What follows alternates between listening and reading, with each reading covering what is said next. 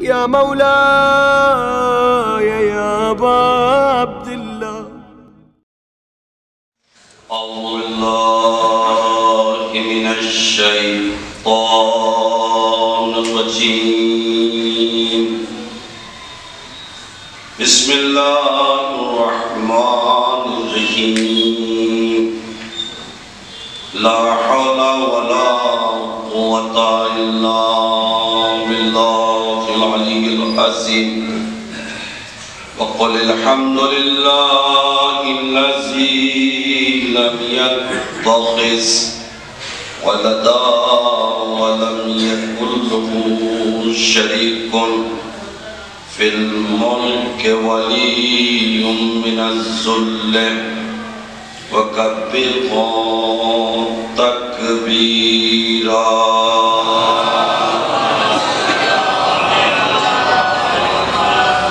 والصلاة والسلام على سيد الأنبياء والمرسلين وآله الطيبين الطاهرين. أما بعد فقد مولانا علي بن الحسين عليه السلام أما حق الله الأكبر فعنك تعبده وأن لا تشرك به شيئا.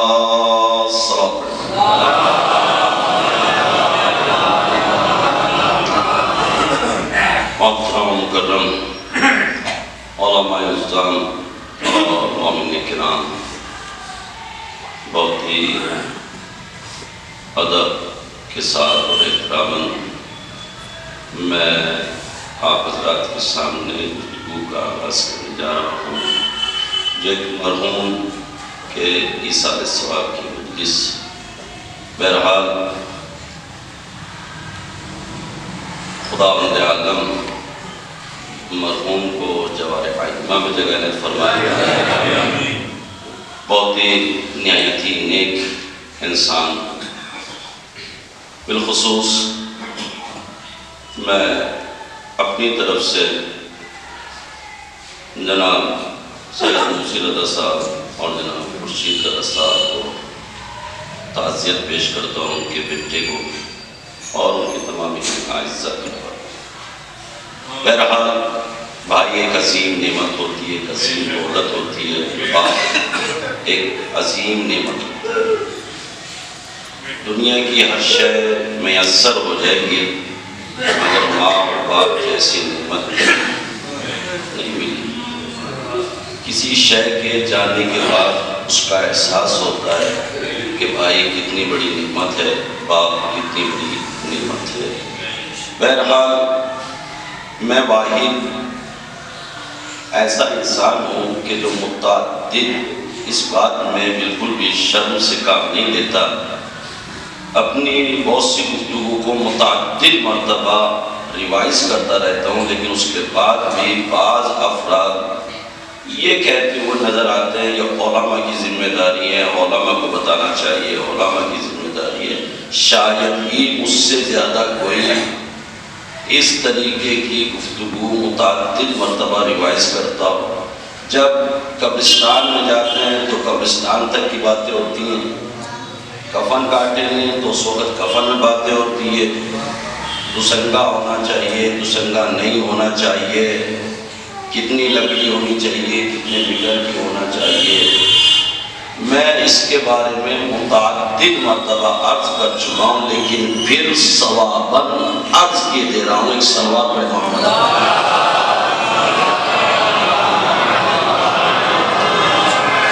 لکڑی جو آپ شہادت نامے میں دیتے ہیں، جو کفن میں رکھی جاتی ہے، اس کی لوجک کیا ہے، اس کا فلسفہ کیا ہے، کیوں دیا جاتا ہے. کبھی ہم بھی کوشش کریں کہ ہم پوچھیں آقا آپ یہ لکڑی رکھوا رہے ہیں، اس کا ریزن کیا ہے، سبب کیا ہے.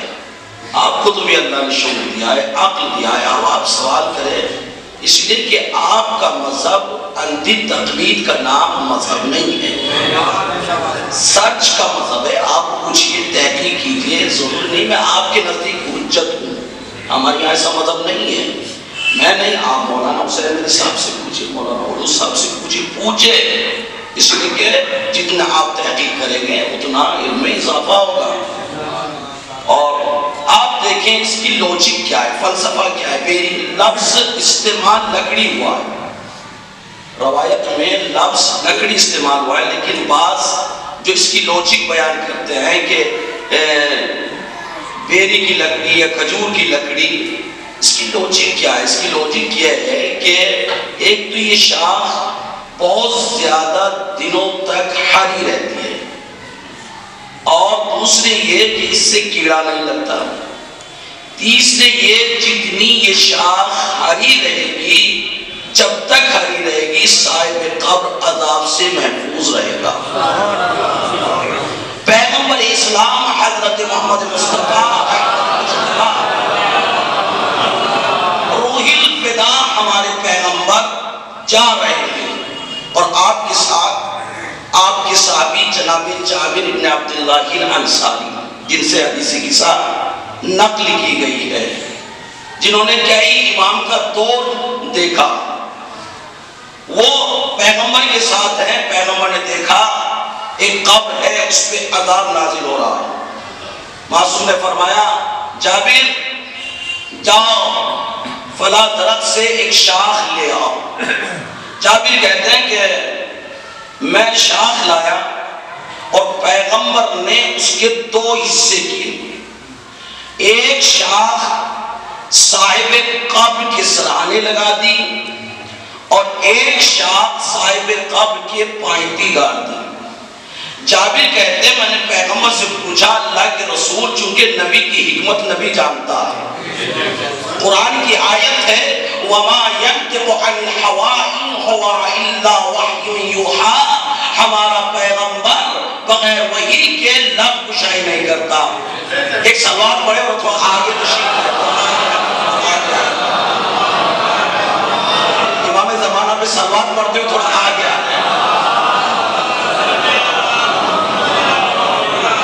تو نبی کی حکمت نبی جانتا ہے, اور یہ بات طے ہو گئی کہ نبی بغیر وحی کے لب کشائی نہیں کرتا. اب پیغمبر سے جابر سوال کرتے ہیں اللہ کے رسول اس کا ریزن کیا ہے؟ پیغمبر نے فرمایا جب تک یہ شاخ ہری رہے گی صاحب قبر عذاب سے محفوظ رہے گا. یہی وجہ ہے آج بھی علماء مجتہدین کے رسالے میں یہ بات درج ہے. سوال پڑھے محمد.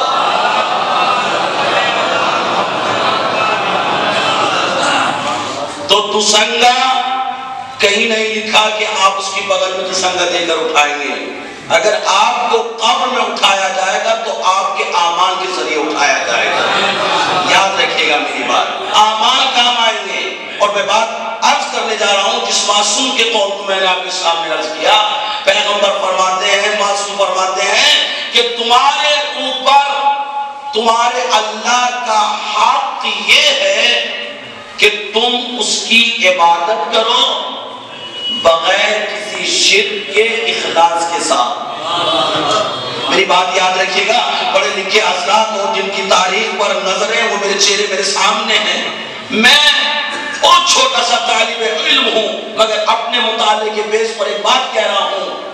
اگر چاہے وہ مجلس ہو, چاہے وہ کھانا ہو, چاہے وہ روزہ ہو, کوئی سا بھی عمل ہو, میں نے پرسوں بھی عرض کیا تھا, اگر تمہارے عمل میں اخلاص نہیں ہے تو یاد رکھے نہ مجلس کا کوئی فائدہ ہے نہ نماز کا کوئی فائدہ ہے. ریاکاری کے طور پر اگر عمل کیا جا رہا ہے, اس نے اتنا کیا میں اتنا کروں, معاشرے میں ناک نہ کٹ جائے, معاشرے کی ناک کی فکر نہ کرے, اس کو دیکھیں اس پر قوم پر کیا بیت رہی ہے. آپ سے کوئی نہیں پوچھے گا وہ قوم میں کہ آپ نے 1000 لوگوں کو کھانا کھلایا نہیں کھلایا ہے. اگر اس کے واجبات چھوٹ گئے تو آپ پر واجب ہے اس کے واجبات ادا کریں, اس کے واجب ادا کریں. اگر اس نے ترکہ چھوڑا ہے تو ثلث حصے میں سے میراث کو جب بعد میں تقسیم کریں گے دوسرا طبقہ تیسرا طبقہ, لیکن ثلث حصہ اس کا ہوتا ہے مرنے والے کا. اب اس ثلث حصے میں سے اس کے واجبات کو ادا کرائیں. نماز رہ گئی تو نماز کرائیں, روزہ رہ گیا تو روزہ کرائیں. یہ پوچھا جائے گا, اس کے بارے میں سوال ہوگا. تمہارے اوپر حق ہے کہ تم اس کی عبادت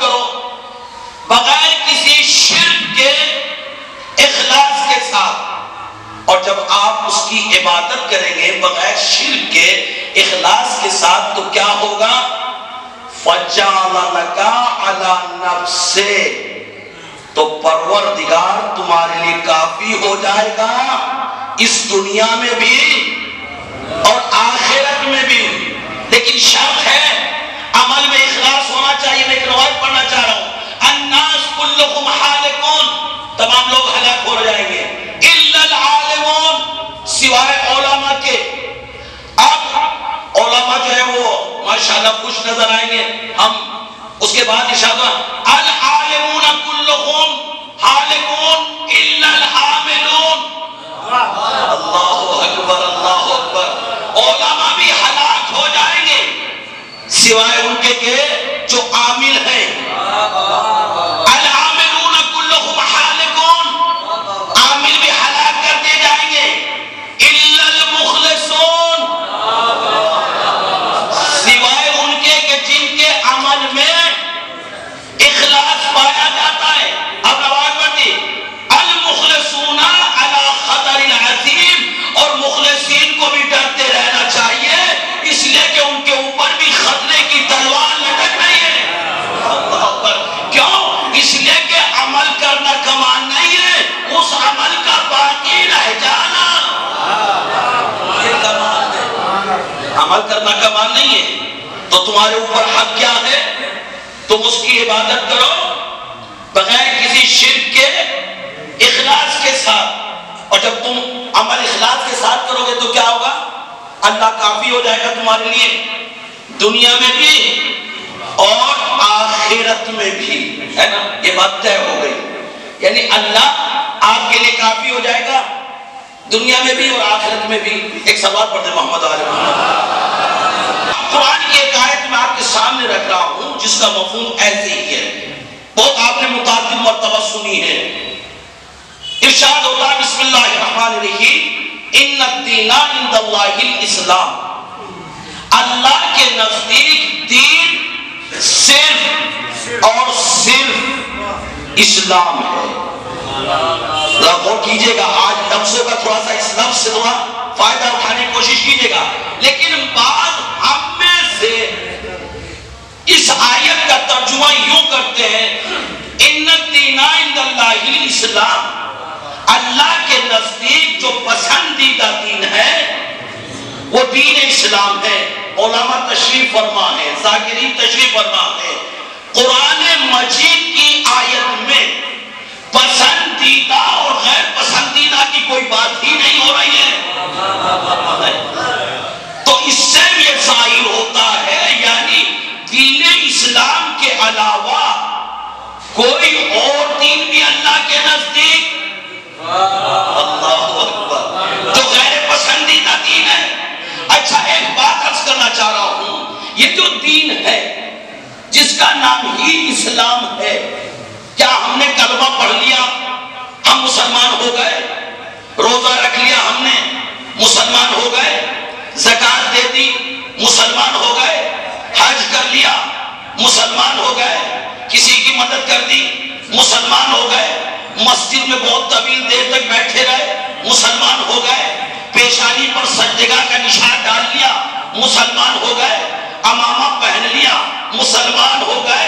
اللہ اکبر، ابا قبا پہن لی شیعہ ہو گئے؟ ابا قبا پہننا اور ہے، شیعہ ہونا اور ہے، یاد رکھیے گا۔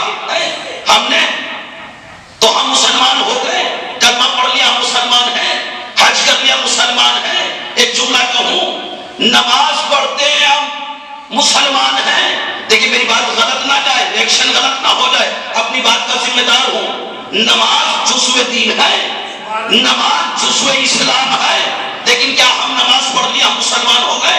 اصول کافی میں ایک حدیث ہے، میں آپ سے پوچھنا چاہتا ہوں، مومن مسلمان مومن گنہگار ہوتا ہے یا نہیں ہوتا؟ ہوتا ہے، اگر گناہ نہ کرے تو معصوم ہو جائے گا۔ اصول کافی میں حدیث ہے، مومن زناکار کافر نہیں ہے۔ توجہ چاہوں گا، اس نے جرم کیا ہے سزا ملے گی، ڈنڈے کھا لے ممکن ہے پاک ہو جائے۔ ذرا محسوس کیجئے گا، میں نے کہا نماز کوئی غلط ریاکشن نہ لے جائے، نماز جزو دین ہے، جزو اسلام وسلم ہے. اصول کافی میں حدیث ہے مومن زناکار کافر نہیں ہے. اگر کوئی عمدن نماز کو ترک کرتا ہے تو نماز کو عمدن ترک کر دینے والا کافر ہے. اللہ اکبر. مزاج دین پہچانے. دین کا مزاج کیا ہے؟ مزاج دین پہچانے کیا ہے؟ امامہ لگا لینے سے آپ شیعہ نہیں ہو جائیں گے. شیعہ ہونا اور ہے، امامہ لگا لینا اور ہے. توجہ چاہ رہا ہوں. مسلمان ہونا اور ہے، مومن ہونا اور ہے. تو مزاج دین پہچانیے. اچھا اہمیت نماز. پیغمبر نے فرمایا ان قبل ما سوا وَإِن رُدَّتْ مَا سِوَا. جس کی نماز قبول اس کا ہر عمل قبول ہے. اس کے بعد انشاءاللہ الصلاۃ معراج المومن. نماز کیا ہے؟ نماز مومن کی معراج ہے. الصلاۃ عمود الدین. نماز کیا ہے؟ دین کا ستون ہے. نماز قبول ہر عمل قبول. نماز قبول نہیں تو کوئی عمل قبول نہیں. نماز پڑھ لینا یہ نہ سمجھنا ہم بہت بڑے 30 مار خان ہو گئے. نماز پڑھنا ہنر مندی نہیں ہے، نماز کا قبول کرا لینا. ایک صلوات پڑھے محمد علیہ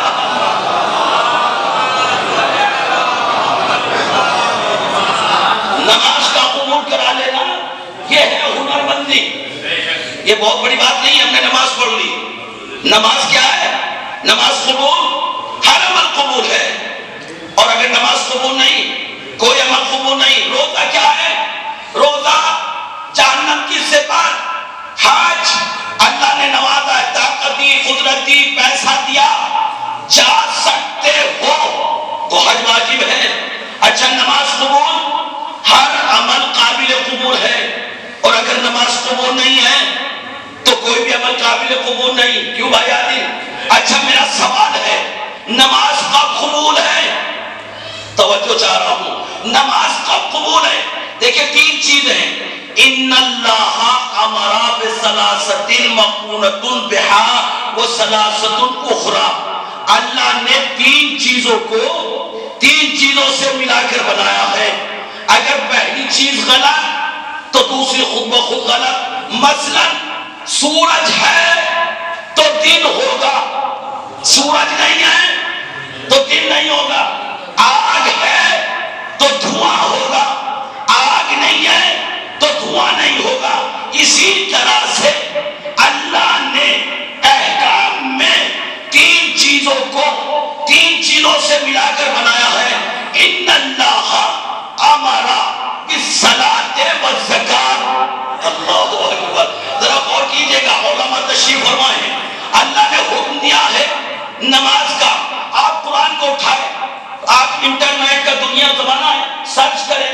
جہاں جہاں پر نماز قائم کرنے کی بات ہوئی ہے تنہا نماز نہیں آیا بلکہ نماز کے ساتھ زکوٰۃ آیا ہے. فلم صلی ولم یزکِ لم تقبل صلاتہ. اب اگر کوئی نماز کو پڑھتا ہے اور زکوٰۃ نہیں دیتا تو اس کی نماز قبول نہیں ہے. ایک صلوات پڑھے محمد علیہ. ان اللہ امر بالصلاۃ والزکاۃ. اب اللہ نے حکم دیا ان اللہ امر بالشکر وبالوالدین. اللہ نے حکم دیا ہے کس چیز کا؟ اپنے شکریہ کا. اور اپنے شکریہ کے ساتھ آپ بمبئی میں رہتے ہیں، دبئی میں رہتے ہیں، کویت میں رہتے ہیں، کبھی آپ نے اپنے والدین سے پلٹ کر نہیں پوچھا آپ کی دوا آئی یا نہیں آئی؟ اللہ اکبر. ذرا غور کیجیے گا.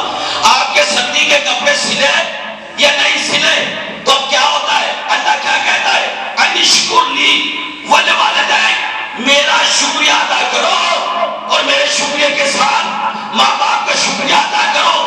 اب اگر کوئی میرا شکریہ کرتا ہے ماں باپ کا شکریہ نہیں کرتا تو میں اپنا شکریہ بھی قبول نہیں کرتا. ایک صلوات پڑھے محمد علیہ.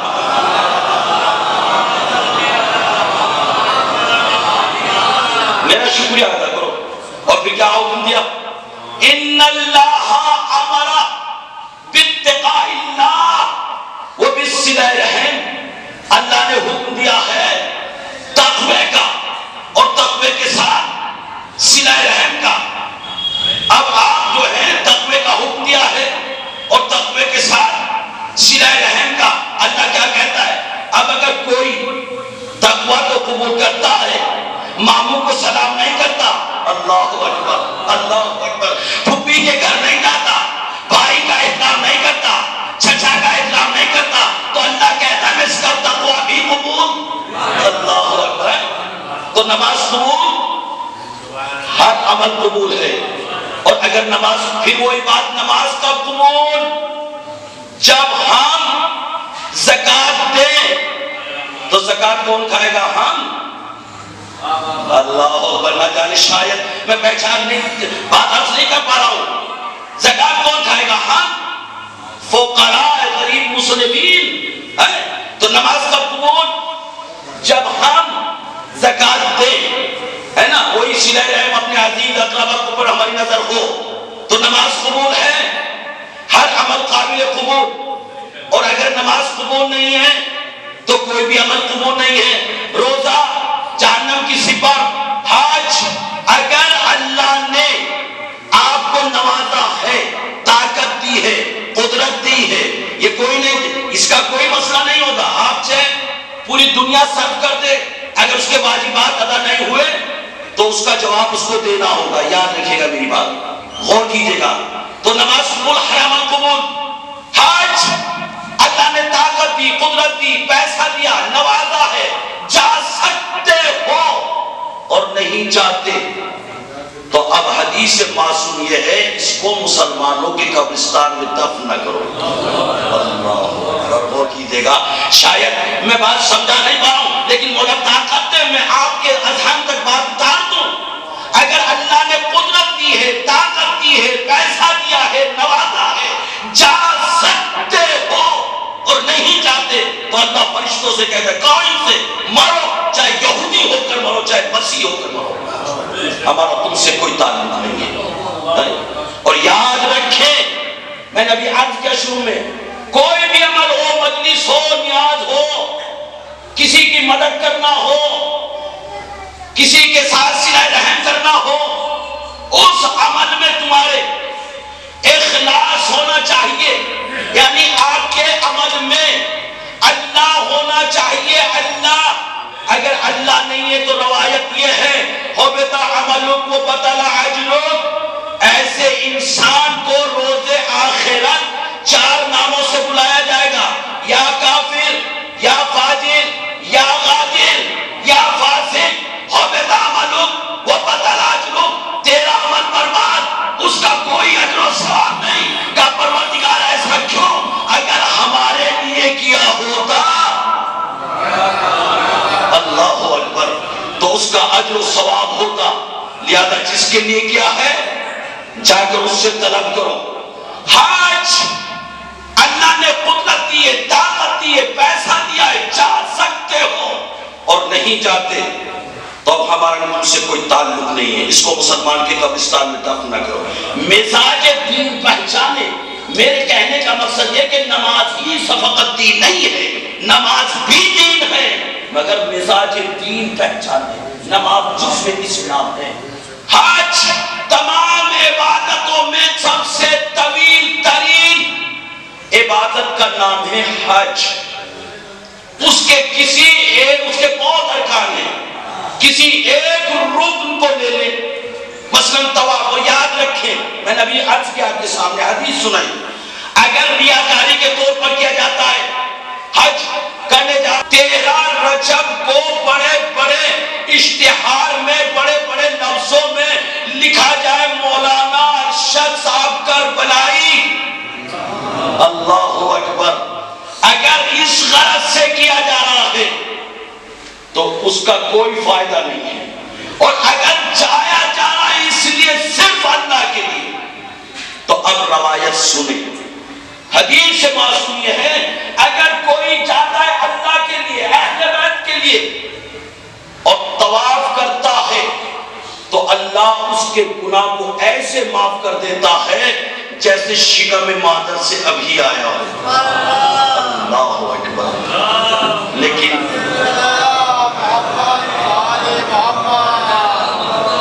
لیکن ہمارے عمل میں چاہے آپ منبر پر آؤ اللہ ہو، ہم تو مجلسیں پڑھتے تھے جناب، کچھ نہیں ہوگا اگر تمہارے عمل میں ریاکاری کے پر کیا جا رہا ہے. اس لیے کہ امام علی علیہ السلام ارشاد واللہ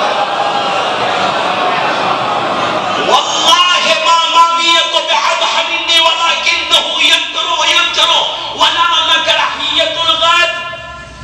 خدا کی قسم معاویہ مجھ سے زیادہ ہوشیار نہیں ہے، مگر اس میں اور ہم میں فرق یہ ہے کہ وہ مکاری سے بات آتا نہیں، غداری سے بات آتا نہیں.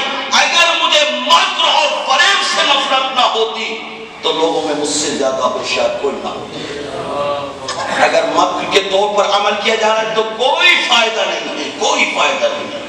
اب اگر اللہ کے لیے کیا جا رہا ہے اللہ اس کے گناہ کو ایسے معاف کر دیتا ہے جیسے شکم مادر سے ابھی آیا ہو.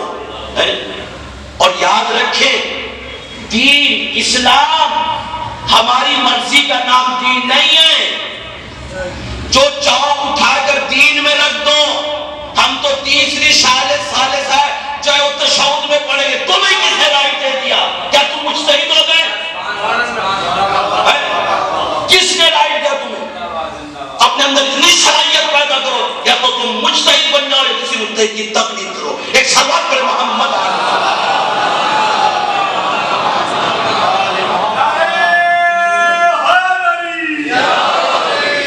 ہماری مرضی کا نام دین نہیں ہے. یاد رکھیں میری بات کو، میں نے ابھی عرض کیا علماء کی ذمہ داری، میں متعدد مرتبہ اس بات کو کہتا ہوں. کہیں نہیں لکھا ہے کہ تم جو چیلوں کے دن پورا سیل سجا دو، وہ جیز نہیں دیکھا جائے گا، اس کے واجبات دیکھے جائیں گے. آپ یاد رکھیے گا میری بات ہے. ہمیں اتنا بھی رائٹ نہیں ہے اسلام میں کہ ہم مستحبی فعل کو آگے یا پیچھے کر دیں کسی دعا کو. اس لیے کہ ایک شخص امام صادق علیہ السلام کی خدمت میں آیا. اس نے کہا مولا کوئی دعا بتائیں. امام نے فرمایا یہ پڑھ لیا کرو یا مقلب القلوب ثبت قلبی علی دینک. اس نے کہا مولا اگر یہ پڑھ لیا جائے یا مقلب القلوب والابصار ثبت قلبی علی دینک، مولا نے کہا جو تم کہہ رہا ہے وہ بھی ٹھیک ہے لیکن اس وقت جتنا میں بتا رہا ہوں تو دین ہماری مرضی کا نام نہیں ہے جو چاہو اٹھا کر دین میں داخل کر دو. اور اگر یہ عمل طواف اللہ کے لیے کیا جاتا ہے، اگر ہمارے عمل میں اس میں اللہ ہے تو روایت یہ ہے وَكُتِبَ لَهُ 6,000 حَسَنَةً، اللہ اس کے نامہ اعمال میں 6,000 نیکی دیتا ہے. وَكُتِبَ لَهُ 6,000 سَيِّئَةً، اور 6,000 برائی ختم. وَرَفِعَ لَهُ 6,000 دَرَجَةً، اور 6,000 اس کے درجات کو بلند کر دیتا ہے. اللہ اکبر. اتنا ثواب، 6,000 نیکیاں، 6,000 برائیاں ختم، 6,000 درجات کو بلند کر دیتا ہے. مزاج دین پہچانے، دین کا مزاج کیا ہے. اب امام باقر علیہ السلام ارشاد فرماتے ہیں وَلَكِنْ مَنْ قَضَى حَاجَةَ الْمُؤْمِنِ، اگر کوئی اپنے بھائی مومن کی مدد کرتا ہے تو معصوم فرماتے ہیں وَهُوَ أَفْضَلُ مِنْ طَوَافٍ. 10 مرتبہ امام نے فرمایا اگر کوئی اپنے برادر بھائی کی مدد کرتا ہے تو یہ عمل طواف سے افضل ہے، طواف سے افضل ہے. ایک صلوات پڑھے محمد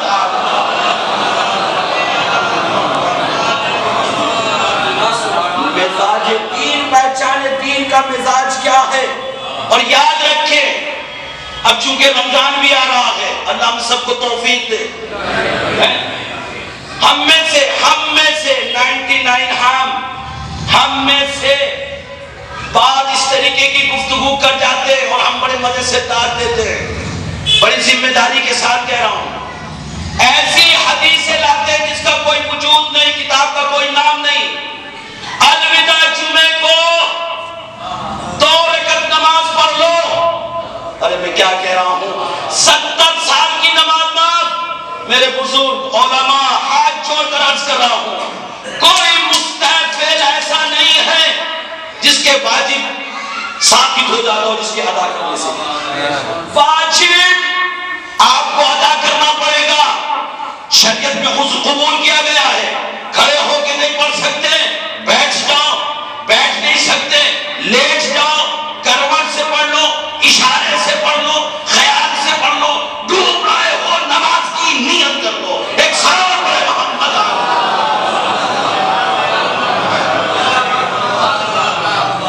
کوئی مستحب، کوئی ایسی حدیث نہیں. علماء بیٹھے ہیں، اگر غلط ہوں تو مجھے ٹوک دیں.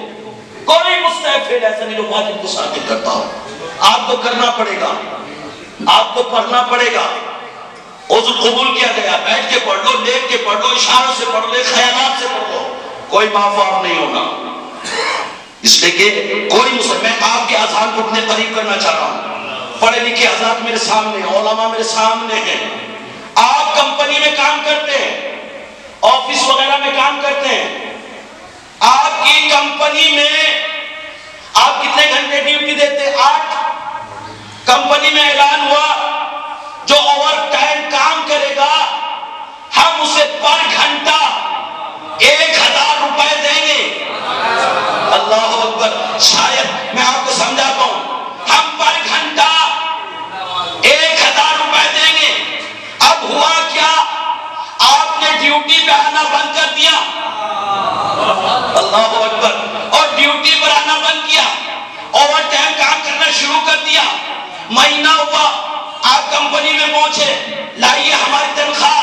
باس نے کہا کیسی تنخواہ؟ کہا ہم نے اوور ٹائم کام کیا ہے. کہا جناب اوور ٹائم اسی کا شمار ہوگا جو ڈیوٹی بجا لاتا ہے. ڈیوٹی چھوڑ کر اوور ٹائم شمار نہیں ہوگا. لہذا واجب چھوڑ کے مستحب کا ثواب ملنے والا نہیں ہے. ایک سلام پڑھے محمد.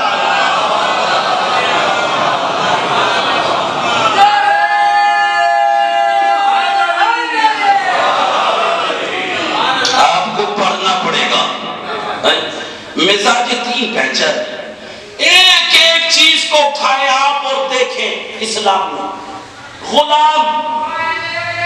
غلام کی کیا اہمیت ہے اور غلام آزاد کرنے کی کیا حیثیت ہے، اور معصومین نے کتنے غلام آزاد کیے.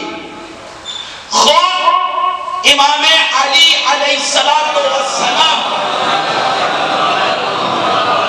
خطیب نہج البلاغہ صاحب سلونی کا مصداق، حسن اول، عشق اول، خلق اول، سراج منیر، بشیر و نذیر، مولائے قدیر، مولائے کن، اپنی محنت سے مزدوری کر کے 1000 غلام آزاد کیے. بہت مواقع کم ہیں جہاں پر معصومین نے اجازت امامت کا استعمال کیا ہے.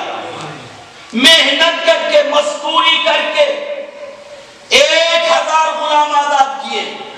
اتنی اہمیت ہے آزادی کو اسلام میں، اور یہی وجہ ہے اب عبداللہ الحسین نے یزیدی لشکر کو خطاب کرتے ہوئے کہا کہ تم بے دین صحیح، فاسق صحیح، فاجر صحیح، وہ یزید جس کے یہاں ماں اور بہن کی کوئی تمیز نہیں تھی، وہ یزید جو کہہ رہا تھا نہ کوئی دین آیا، نہ قرآن آیا، نہ شریعت آئی، یہ بنی ہاشم کا ڈھونگ ہے جس کو بنی ہاشم نے اقتدار چاہنے کے لیے کھیلا تھا.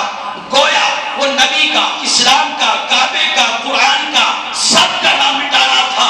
اور وہ دولت کے پجاری مفتی، فتویٰ بھیجنے والے، کل اسے اس وقت میں جب وہ شراب کے نشے میں چور ہو کر، مست ہو کر ہر حرام شے کو حلال قرار دے رہا تھا، جوا حلال، زنا حلال، اس وقت یہ ضمیر فراموش اس کو خلیفہ رسول کہہ رہے تھے، امیر المومنین کہہ رہے تھے. غیرت مٹ چکی تھی، شرافت بنا ہو چکی تھی، زیا منبوذ ہو چکی تھی، گنڈا گردی کا دور تھا، بے حیائی تھی. مجھے بحث نہیں کہ وہ بدکار تھا، بدکار تو اب بھی ہے اور پہلے بھی تھے.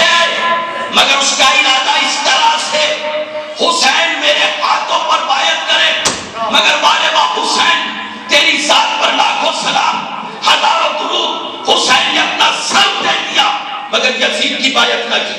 اگر آج حسین یزید کی بیعت کر لیتے نہ اسلام ہوتا، نہ بانی اسلام ہوتا۔ اور یاد رکھیں حسین نے صرف اسلامی کو نہیں بچایا بلکہ انسانیت کو زندہ کیا ہے، فقط اسلامی کو نہیں بچایا بلکہ انسانیت کو زندہ کیا ہے۔ اب جو انسان ہے وہ حسین کا احسان مانے گا۔ اس لیے جب کوئی شے باقی رہ جاتی ہے تو اس کے بچانے والے کا ذکر ہوتا رہتا ہے۔ آپ اپنے ملک میں مشاہدہ کر لیں، یوم آزادی منایا جاتا ہے، قوم کے لیڈر، قوم کے اسکالر، قوم کے فلاسفر جگہ جگہ تقریر کرتے ہیں، ریڈیو ٹیلی ویژن پر اس کے حالات کو بیان کیا جاتا ہے۔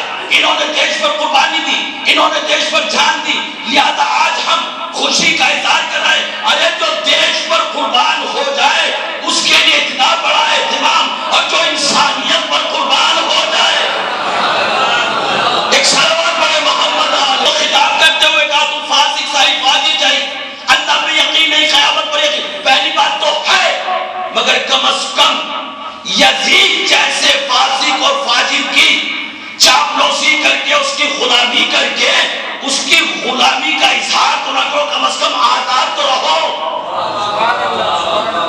یعنی کتنی اہمیت ہے آزادی کو اسلام میں۔ اب ایک حدیث امام نے فرمایا غلام آزاد کرنے سے بہتر ہے میرے نزدیک ایک حج۔ پانچویں امام محمد امام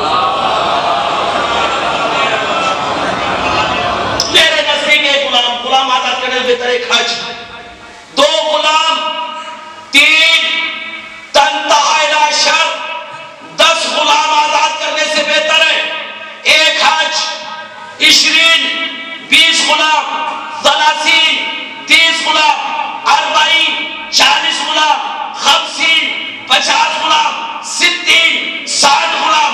مولا فرماتے میرے نزدیک 60 غلام آزاد کرنے سے بہتر ہے ایک حج۔ 70 غلام آزاد کرنے سے بہتر ہے ایک حج۔ اب امام نے فرمایا لیکن اگر کوئی ضرورت مند کو لباس پہنا دے، کھانا کھلا دے، یہ عمل میرے نزدیک ایک حج سے بہتر، 2 حج سے، 20 حج سے، 30 حج سے، 40 حج سے، 50 حج سے، 60 حج سے۔ مولا نے فرمایا اگر میں کسی برادر مومن کو اس طرح سے تھام لوں اس کا ہاتھ کہ دوبارہ اس کو کسی کے در پر جانے کی ضرورت نہ پڑے تو یہ عمل میرے نزدیک 70 حج سے افضل ہے۔ ایک صلوات بولے محمد۔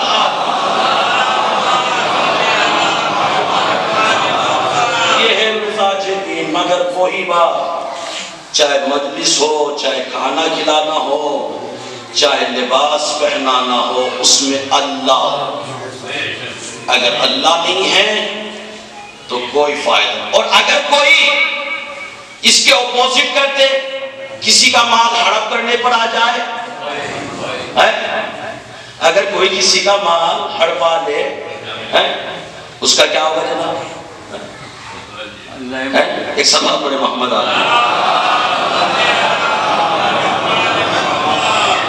فرض کر لیں اس بچے کا 5 سال پہلے ایک محلے میں جھگڑا ہو گیا، ان کے دادا بہت نہایت شریف تھے، متقی تھے، انہوں نے جا کر محلے میں انکوائری کی تو پتہ لگا غلطی اسی کی تھی۔ اب دادا نے کیا جملہ کہا، آج کے بعد سے ہمارے محلے میں نظر نہ آ جانا، آپ کے پوتے کے کوئی مار دے تو آپ اتنا دب جائیں۔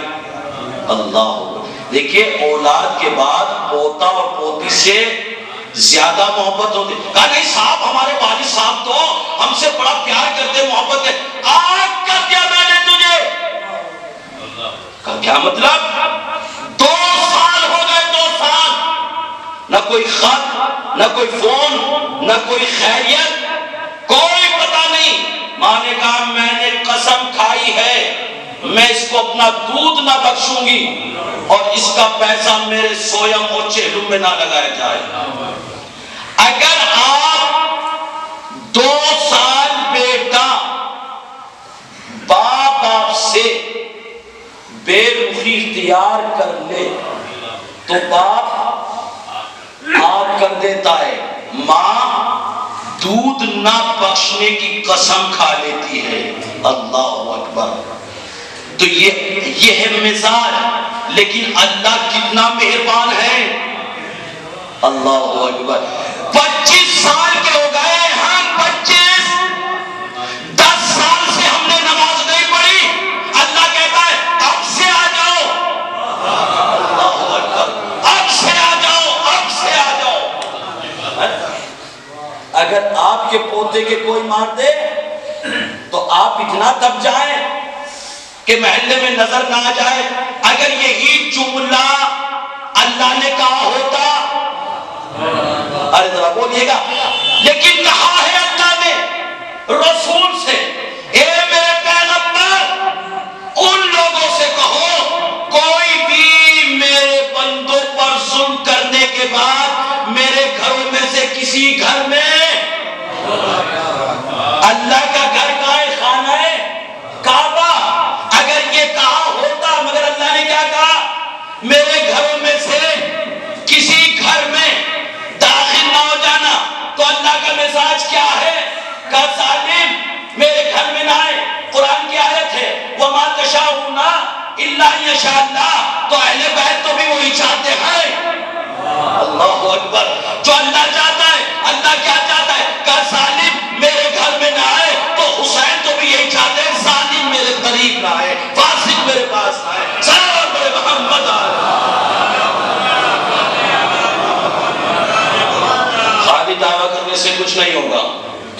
آپ سے ایک سوال بات تمام کر رہا ہوں، مجھے آپ بتائیں، سوال بالکل ایزی، آسان، ایسے جیسے آپ کے سامنے انگلیاں ہیں۔ مجھے بتائیں امام حسین کہاں دفن ہیں؟ کربلا میں۔ تو کربلا کیا امام حسین کی اپنی ذاتی پراپرٹی تھی؟ نہیں۔ تو کیا مطلب دوسرے کی نہیں؟ آسو تو ہم مکے کے تھے، آ کے مدینے میں رہے، جو کچھ ہوگا وہ مدینے میں تھوڑا بہت رہا گا، کوفے میں۔ تو پھر کہاں خریدی تھی؟ کس سے؟ بنی اسد سے۔ کتنے کی؟ 60,000 درہم کی۔ رقبہ کتنا تھا؟ 4 میل۔ کیوں؟ یہاں 72 قبریں بنی۔ میں آپ سے کہتا ہوں یہاں سے لے کے وہاں تک 72 قبریں نہیں بن سکتی، بن جائے گی۔ اور 72 قبریں بھی کہاں ہیں؟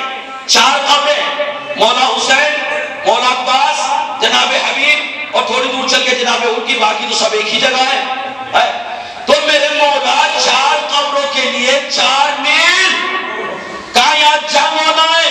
کہ پھر کا گھوڑا ہے؟ کہ پھر کا حسین نہیں چاہتے ہمارا ایک قطرہ خون کسی کی زمین پر جا گرے؟ ارے جس حسین کا یہ مزاج نہ ہوگا تو وہ حسین کیسے برداشت کرے گا؟ غازی میری زیارت کو آئے، فاسق میری زیارت کو آئے، ایک سال بڑے محمد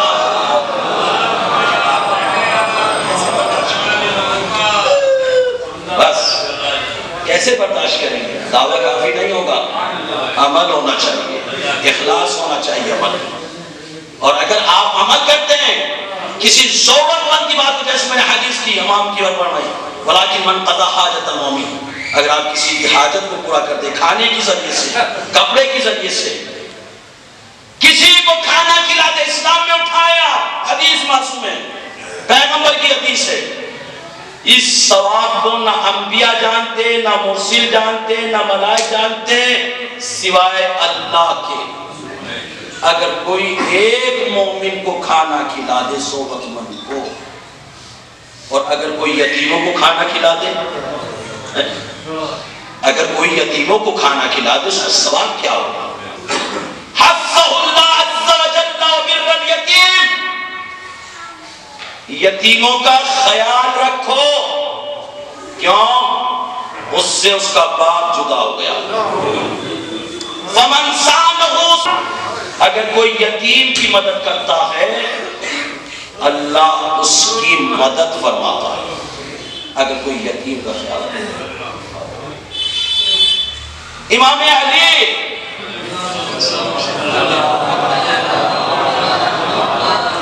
شہادت سے پہلے آپ نے وصیت کی ہے اپنی، تمہارے ہوتے ہوئے کوئی یتیم ضائع نہ ہو جائے. ضائع مینس ایک طرف تمہارا بیٹا ہے، ایک طرف آپ کسی یتیم کو بلا لائے، پکڑ لائے. آپ نے اپنے بچے کو پڑھانے کے لیے MBBS کرانے کے لیے 10 لاکھ روپیہ خرچ کیا. وہ یتیم جو آپ کے بچے سے کہیں زیادہ ذہین تھا، آپ نے اس کو کچھ نہیں کرایا. اگر آپ اس کی خدمت کر لیتے تو ممکن ہے وہ کوئی صرف نکال لیتا. آپ نے صرف اپنا کام نکالا ہے. آج وہ رکشہ چلا رہا ہے، مجھے بتائیں اس کا ضامن کون ہے؟ اگر ہم نے علی کی وصیت پر عمل نہیں کیا تو مجھے بتائیں کیا ہم شیعہ کہے جانے کے لائق ہیں؟ ہم شیعہ کہے جانے کے لائق؟ حدیث ہے جب آپ فرصت ہو کسی یتیم سے ملو تو روایت ہے آپ جب یتیم کے سر پہ ہاتھ پھیرتے ہیں تو حدیث یہ کہ آپ کے ہاتھ کے نیچے جتنے بال نکل جاتے ہیں اللہ ہر بال کے عوض ایک نیکی آپ کے نامہ اعمال میں لکھ دیتا ہے. بس ایک جملہ کہہ کے بات آگے بڑھانا چاہ رہا ہوں میرے عزیز سامعین. جنت اور جہنم اس دنیا میں ٹہل رہی ہے بشرطے کہ کوئی پہنامہ کرانے والا ہو. ہر خاندان میں کتنا ہی تھکا ضعیف خاندان کیوں نہ ہو، دور دراز آپ کو کہیں ایک نہ ایک یتیم مل جائے گا. آپ سب کو چھوڑ دو، صرف اپنے اپنے کنبے کی ذمہ داری اٹھا لو. اگر آپ نے ایسا کر لیا تو پھر کسی کو نجفی ہاؤس درخواست دینے کی ضرورت نہیں پڑے گی. ایک سلام پڑے محمد آل محمد.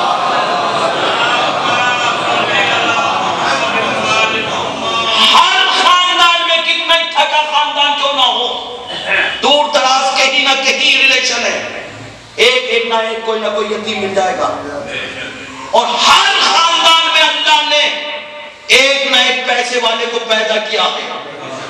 اگر چاہتے ہو تمہاری عاقبت صحیح ہو جائے تو یتیم کی پرورش کر کے اپنی عاقبت کو سدھارا جا سکتا ہے. میں آپ سے پوچھوں جناب، اس گنوائی نگر میں آپ کی سب سے اچھا گھر کس کا ہے؟ پہلی بات تو آپ بتاؤ گے نہیں، اور بتا بھی دیا تو اسی کا بتاؤ گے. اور اگر میں کہوں سب سے خراب گھر کس کا ہے تو نہیں بتاؤ گے، اور بتایا تو اسی کا بتاؤ گے. لیکن یہ کوئی ضروری نہیں جسے ہم اچھا سمجھیں وہ اچھا ہو. پیغمبر نے فرمایا سب سے اچھا گھر کس کا؟ جس گھر میں کوئی یتیم ہو اور اس کے ساتھ اچھا اسلوب کیا جا رہا ہو. اور سب سے بدترین گھر وہ ہے جس گھر میں کوئی یتیم ہو اور اس کے ساتھ اچھا سلوک نہ کیا جا رہا. اگر تم یہ چاہتی ہو کہ شہر میں ہمارا سب سے اچھا گھر کہلایا جائے تو اپنے دیور مرحوم کے بیٹے کو پہلے کھلاؤ، اپنے بیٹے کو بعد میں کھلاؤ. پیغمبر کہیں گے سب سے اچھا گھر، سب سے اچھی خاتون. ایک صلوات پڑھے محمد.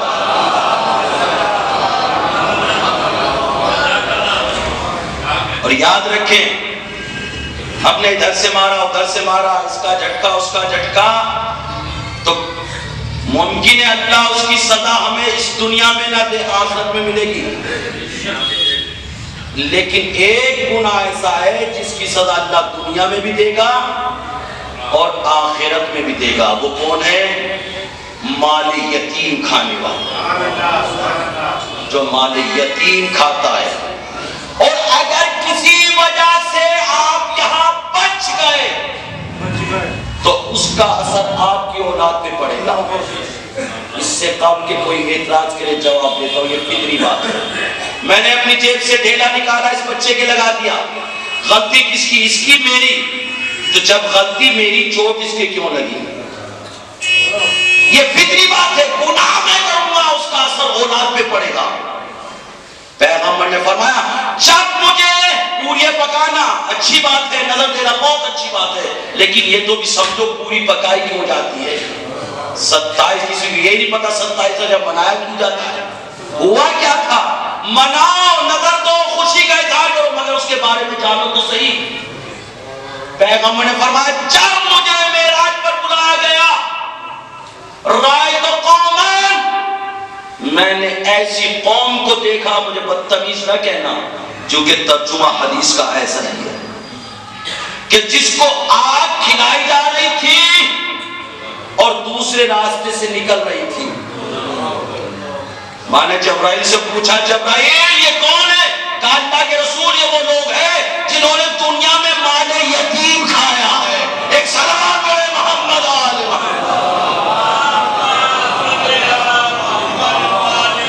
بس ساجدان گرامی، یہ مجلس ایک مرحوم کے سال سال بہت ہی نہایت شریف، ان کے بھائیوں کی خدمت میں، ان کے بھتیجوں کے، ان کے بچوں کی خدمت میں غصہ پیش کرتا ہوں، بیٹے کی خدمت میں، بھائی کی خدمت میں۔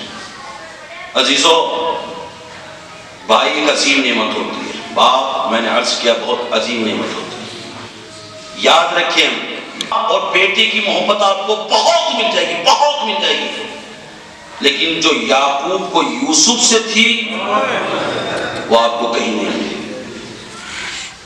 بھائی بھائی کی محبت بہت مل جائے گی، لیکن جو حسین کو عباس سے محبت تھی وہ کہیں نہیں۔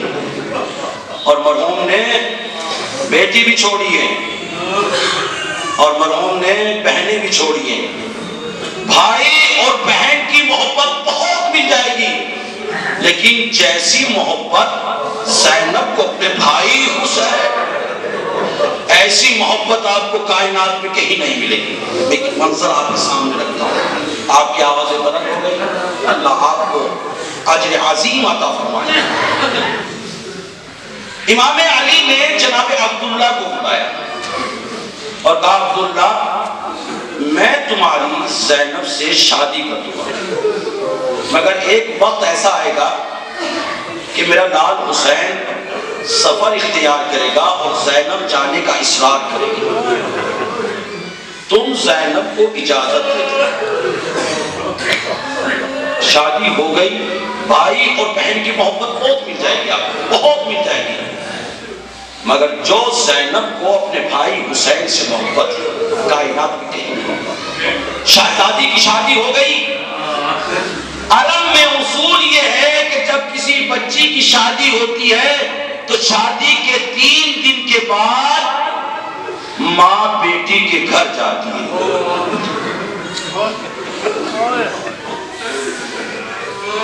مجھے آپ یہ بتا کیا اس موقع پر علی کو فاطمہ یاد نہیں آئی ہو؟ علی نے جناب فضہ کو بلایا اور بلا کر کہا فضہ تم نے تو بھی زینب کو پالا ہے، جاؤ تم زینب کے گھر چلی جاؤ۔ روایت یہ کہتی ہے شہزادی فضہ شہزادی زینب کے گھر پہنچی تو بی بی مصلی عبادت پہ تھی۔ جیسے فضہ کو آتے ہوئے دیکھا زینب نے رونا شروع کر دیا۔ فضہ یہ سمجھی شاید مجھے دیکھ کر ماں یاد آ گئی ہوگی اس لیے رو رہی ہے، اسی غرض سے آگے بڑھی اور شہزادی کو سمجھانے لگی۔ ایک مرتبہ زینب کہتی ہے فضہ تم یہ سمجھ رہی ہو کہ میں ماں کو یاد کر کے رو رہی ہوں؟ جی شہزادی۔ کہا فضہ تمہیں تو معلوم ہے مجھے اپنے بھائی حسین سے کتنی محبت ہے، آج 3 دن ہو گئے اے بھائیا حسین کو نہیں دیکھا، اجرکم اللہ۔ لیجئے ایک مرتبہ شہزادی فضہ کہتے ٹھیک ہے میں گھر جا کر بتاؤں گی۔ جیسے فضہ نکلی اور گھر قریب آیا تو کیا دیکھا گھر سے گریے کی آوازیں بلند ہو رہی ہے۔ فضہ نے پوچھا کیا بات ہے؟ کہا ابھی حسین خواب سے بیدار ہوئے ہیں، ماں زہرا کو دیکھا ہے۔ اے حسین ارے زینب اور برداشت نہیں کر سکتی۔ اللہ اکبر، بڑی محبت ہے بہن کو بھائی سے۔ عزیزو جس بہن کو اپنے بھائی